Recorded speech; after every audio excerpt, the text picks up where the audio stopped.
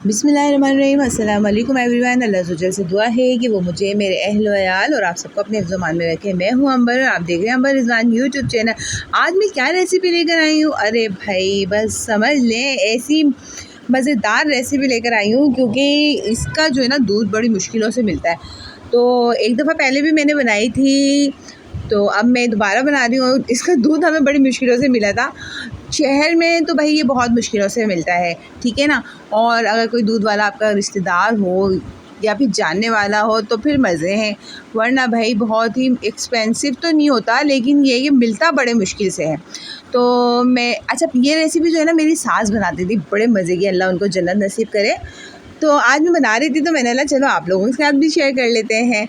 ये हम बना रहे हैं मज़ेदार सी खीस है आधा किलो, और आधा किलो ही मैं इसके अंदर दूध डालूंगी। और इस तरह जो खाने के चम्मच होते हैं ना, इस तरह भर के मैंने 6 खाने के चम्मच चीनी डाली थी। अगर आप लोगों के पास चीनी पिसी हुई है तो वो बहुत अच्छा है, अगर नहीं भी है ना तो टेंशन नहीं है। आपने इसमें 6 खाने के चम्मच जो नॉर्मल चीनी होती है वो डाल देनी है। और ये 50 रुपये के पिस्ते मंगा लिए थे मैंने, तो इसको भी मैंने बेलन की मदद से क्रश कर लिया था, इसी रेपर के अंदर ही वो मैंने शामिल करने। अच्छा, फिर हमने क्या करना है, देखिए चीनी पड़ी हुई थी, इतने मैंने पेड़े वगैरह बना लिए थे, रोटी बना रही थी मैं, तो चीनी अच्छी तरह से इसके अंदर डिज़ोल्व हो गई थी। अच्छा, बेकिंग करते वक्त या इस तरह की पुडिंग वगैरह बनाते वक्त ना आप कोशिश ये कीजिए कि जैसे अंडे वगैरह का ही इस्तेमाल होते हैं, दूध वगैरह, तो ये रूम टेम्परेचर पर ही हो। जब ये रूम टेम्परेचर पर होता है ना तो ये बहुत अच्छे से राइज़ होता है, मतलब क्या केक वगैरह का बता रही हूँ मैं तो। और ये जो मैं पुडिंग बना रही हूँ ना, पुडिंग कहेंगे, खीस कहेंगे, कुछ इसी तरह का कहेंगे ना इसको, तो ये बहुत अच्छी तरह से जम भी जाती है। फिर मैंने इसके अंदर कुटे हुए जो थे ना पिस्ते शामिल कर दिए थे, और आपने 3 से 5 इलायचियाँ लेनी हैं और उसको बारीक पाउडर बना लेना है, वो इसके अंदर शामिल कर देना है। फिर इसको अच्छी तरह से मिक्स कर लेना है। अच्छा, पता है आगे आपको बताऊँगी क्या ट्रेजेडी हुई। फिर हमने एक पतीला ले लिया आपके घर का, बहुत ही यानी कि इस्तेमाल शुदा पतीला, जिसमें आप बेकिंग वगैरह करते हो या दूसरे इस्तेमाल के लिए।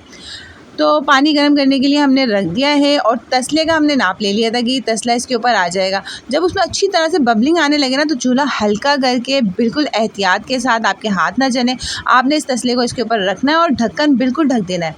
और तकरीबन 40-45 मिनट के बाद जब हमने ढक्कन हटा के देखा ना, तो आप यकीन करें ये बेहतरीन किस्म का जम चुका था। लेकिन ट्रेजेडी क्या हुई, ये सारे पिस्ते जो थे ना बिल्कुल बीच में आ गए। हम लोगों की तो इतनी हंसी निकली ना कि बस पूछे ही नहीं, लेकिन खैर कोई बात नहीं। अच्छा, हम फिर इसके अंदर एक टूथपिक्स डालिएगा, और टूथपिक्स बिल्कुल साफ़ अगर निकले ना तो इसका मतलब आपकी पुडिंग जो है वो बिल्कुल तैयार है। तो इसको रूम टेम्परेचर पर रख दीजिए, तसले को पानी से हटाकर तकरीबन 10 मिनट तक। अगर आपको गर्म पसंद है तो आप इस तरह से स्लाइस करिए और गरम गरम खा लीजिए, वरना ये ठंडी ज़्यादा अच्छी लगती है। आप इसको तकरीबन 15-20 मिनट के लिए फ्रिज में भी रख सकते हो, और फिर इसको आपने खा लेना है ठंडा ठंडा करके। यकीन करें ये 1 किलो में इतनी ज़्यादा बनी थी ना, इतनी ज़्यादा बनी थी कि हम लोग, मज़ा आ गया था हम लोगों को तो भाई। फिर ये हम काट रहे हैं, आपकी मर्ज़ी है, आप किसी भी शेप का इसको काट लो।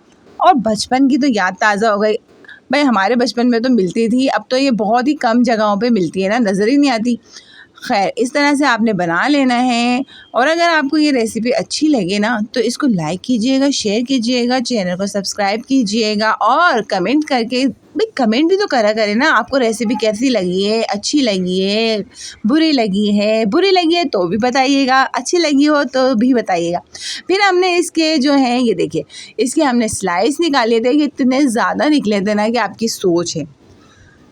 और वैसे तो हम स्लाइस करके नहीं खाते भाई, जो साफ बात है, हम लोग इसमें ही अपने हिस्से बना लेते हैं और एक ही तसले में खाना शुरू हो जाते हैं। लेकिन ये रेसिपी के लिए हम लोगों को बनाना पड़ा। ये इतनी सॉफ्ट बनी थी, ये मैं आपको दिखा रही हूँ, सॉफ्ट सी, और बहुत ही लाजवाब बनी थी ये।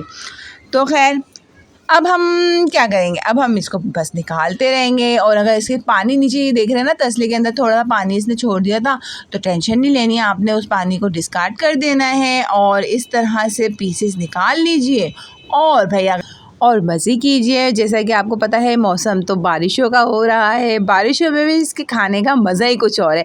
और आपको पता है जो चीज़ें बहुत नापे टाइप में हो ना और जो मुश्किल से हासिल हो तो उसका खाने का तो भाई मज़ा ही कुछ और होता है। जैसे कि मैंने आपको बताया शहर में ये चीज़ें नहीं मिलती। ये है क्या, असल में ये जो दूध होता है ना, ये गाय जब बच्चा देती है ना तो उसका पहला दूध जो होता है ना वो उससे बहुत ही मज़े की ये खीर बनती है। असल जो इसका जायका वगैरह और ये राज है ना बनने का, ये वही दूध है। तो अब इजाज़त चाहते हैं। रेसिपी अच्छी लगी हो तो लाइक कीजिए, शेयर कीजिए और चैनल को सब्सक्राइब कीजिए। जिन दोस्तों ने कर लिया चैनल को सब्सक्राइब, उनका करती हूँ दिल से शुक्रिया। अपना ख्याल रखिएगा, दुआ में याद रखिएगा। अल्लाह हाफ़िज़।